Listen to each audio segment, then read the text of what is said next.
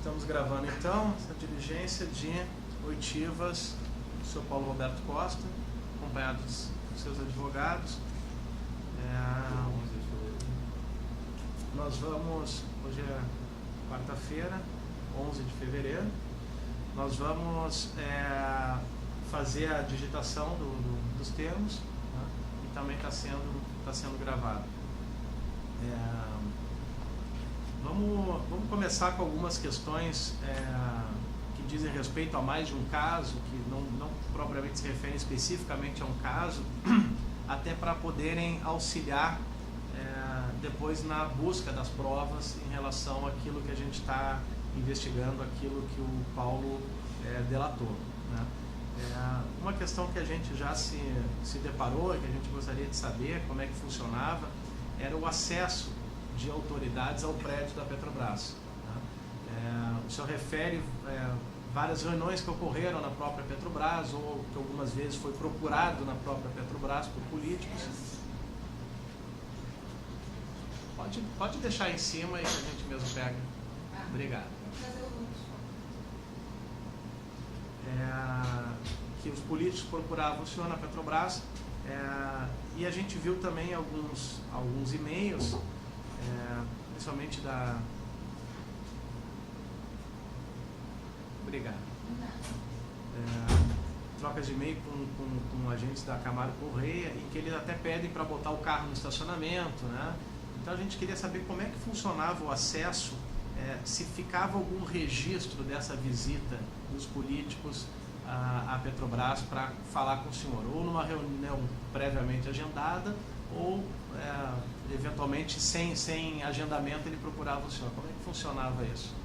Vamos deixar um microfone, eu acho que aquele lá pode ficar aqui, né? Esse aqui é?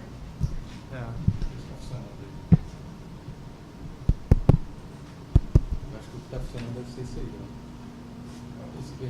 Esse daqui? Será? Alô. Esse não está. Esses microfones não dão o eco, não. Não? Alô. Eu acho que Está funcionando. Fala, Paulo, por favor. Alô, testando. Está funcionando. Tá. Testa esse daqui. Alô, testando. Alô, testando.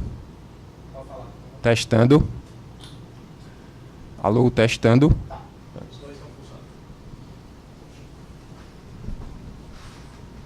Então, como é que era esse acesso? Como é que eles acessavam lá na Petrobras?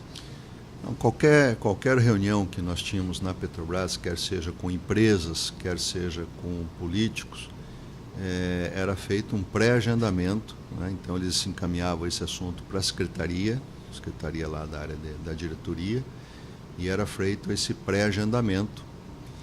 E também, volta e meia, eu tinha que estar em Brasília para reuniões do Ministério de Energia e outras reuniões que existiam em Brasília. E eu atendia também a pleitos de, vamos dizer, pleitos de reunião de empresas e políticos no escritório da Petrobras em Brasília. Então isso servia para mim como servia para todos os diretores da Petrobras. Às vezes eu tinha também que ir a São Paulo resolver algumas coisas em São Paulo. Então a Petrobras tem um escritório em São Paulo. Também havia reuniões marcadas com empresários e com políticos em São Paulo. Então isso que eu estou falando para mim servia para todos os diretores da Petrobras, como também para o presidente da companhia. Então eram reuniões pré-agendadas no Rio, Brasília e São Paulo. Então elas possivelmente vão estar na agenda do senhor? Na agenda minha, na agenda do Duque, na agenda do Gabriele, na agenda do Estrela, na agenda de todos os diretores, do Cerveró, de todos eles. Tá. E quando eles vinham aqui e não acontecia de algum político eventualmente chegar na Petrobras sem um agendamento para falar com o senhor? Olha, muito raro. Muito raro. Posso dizer que não tenha acontecido, nos 8 anos que eu passei lá, não posso dizer que não tenha acontecido, mas normalmente era agendado, porque o trabalho nosso lá era muito pesado. Então, às vezes eu tinha 8, 10 reuniões por dia. Então não dava para chegar sem agenda. Entendi. Pode ter ocorrido algum caso, mas não era comum. Tá. E aqui na Petrobras, aqui no Rio, no prédio aqui, eles Eles entravam pela garagem, entravam pela portaria, eles deixavam registro? Normalmente eles vinham de carro, aí tinha que ter uma autorização da secretaria lá minha para a entrada do carro, então orientando o pessoal da guarita lá de baixo para o carro entrar. Então ele tinha que dar já o nome do motorista, tinha que dar a placa do carro, para o carro poder entrar na garagem da Petrobras. Normalmente funcionava assim. E aí dali ele pegava um elevador direto, não passava pela portaria, então não teria registro? Não, ele passava vamos dizer, na sala VIP da Petrobras, tem lá secretárias que dão o crachá para a pessoa lá. Então esse registro normalmente fica lá nesse ponto lá. Na sala VIP da Petrobras? Na sala VIP que tem o elevador privativo. Ali ela dá um crachá e ele se identifica, então ele deixa... Sim. Sim. Então, por exemplo, um político... O senhor referiu que o senador Lindenberg teria ido lá. Foi, mais de uma vez. Mais de uma vez. Provavelmente foi esse o procedimento de entrada dele. Provavelmente ele deve ter ligado, ou a secretária dele, ou alguém ligou para a minha secretária, agendou, falou que carro que ele ia, que hora que ele ia, e aí a secretária liberou para a vigilância lá na parte de baixo, para ele poder entrar. E aí nessa recepção VIP lá, então, ele teria um registro lá dele? Possivelmente. Tá certo. Tanto lá quanto na agenda da secretária. Isso ocorria também nos escritórios de Brasília e São Paulo? Mesma coisa. Mesmo procedimento? Mesmo procedimento. Tanto em Brasília quanto em São Paulo, o procedimento é igual. Inclusive de registro? Também tinham acesso VIP? Não, um pouco diferente. Por exemplo, Brasília só tem um elevador, então é um elevador comum para todos, né? São Paulo também não tem elevador VIP, é um elevador para todos. Então tem um pouco de diferença, mas o critério de acompanhamento é igual. Mas aí nesses casos eles fariam um registro na portaria do prédio também para ingressar? Sim. Em Brasília tem na parte de baixo lá tem uma secretaria onde faz o registro, em São Paulo idem. Só complementando essa parte, quando o senhor se deslocava para essas reuniões em Brasília e em São Paulo, sim, havia algum tipo de registro? O senhor solicitava passagem ou ia num jato particular da Petrobras? Como é que... 99,999% avião de carreira. Certo. As passagens eram emitidas pela Petrobras? Sim. Perfeitamente. Avião fretado era alguma coisa que quando ia com o presidente da companhia, com a diretoria toda, às vezes tinha problema de avião de carreira, a gente ia no avião fretado. Mas 99,99% das vezes era avião de carreira. Mais alguma questão? Sérgio, Rodrigo?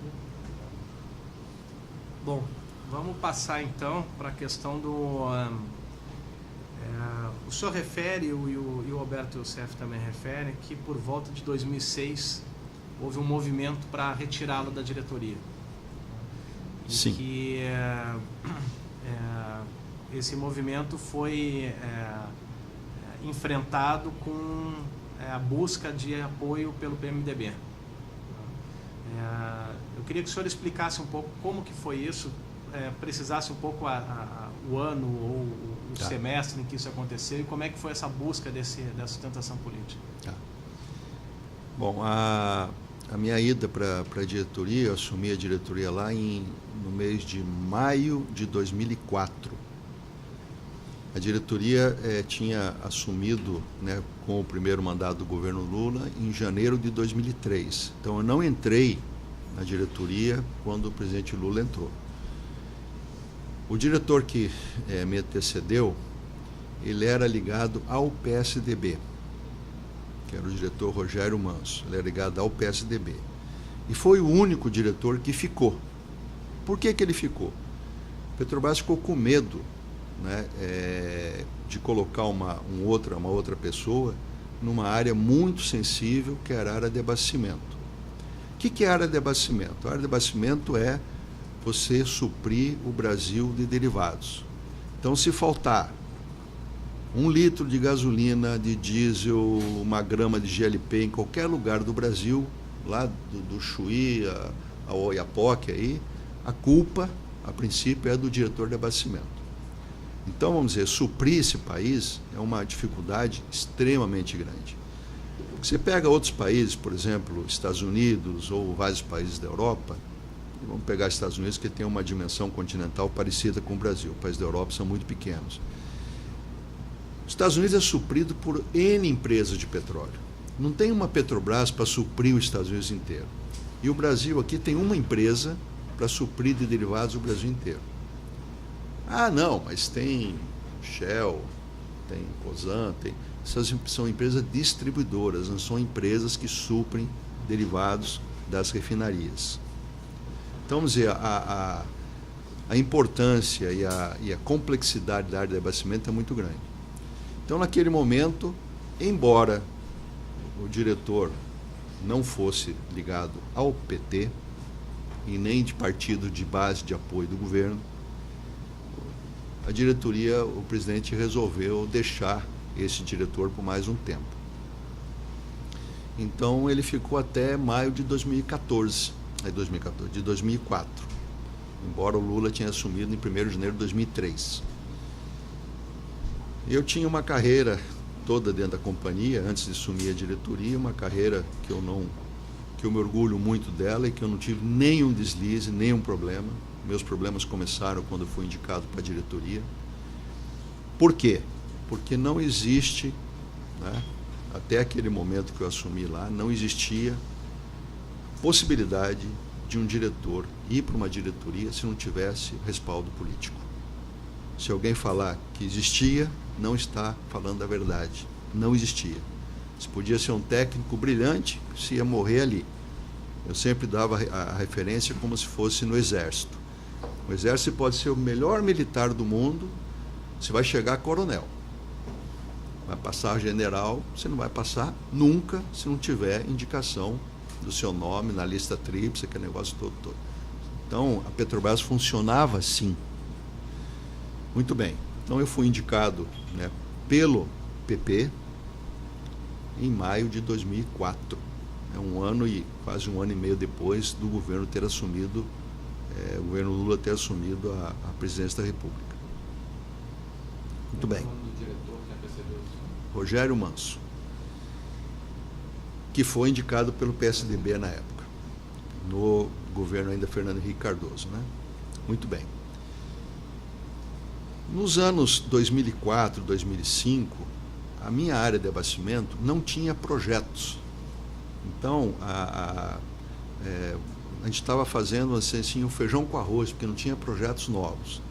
Mas tinha um grande desafio, enorme desafio, sem falar das refinarias novas, que é outro assunto, que era atender uma exigência da Agência Nacional de Petróleo em relação à adequação da qualidade dos derivados de petróleo, principalmente do diesel e da gasolina. O nosso óleo diesel, por volta de 1980, ele tinha na sua composição química 12 ppm, 20 mil ppm.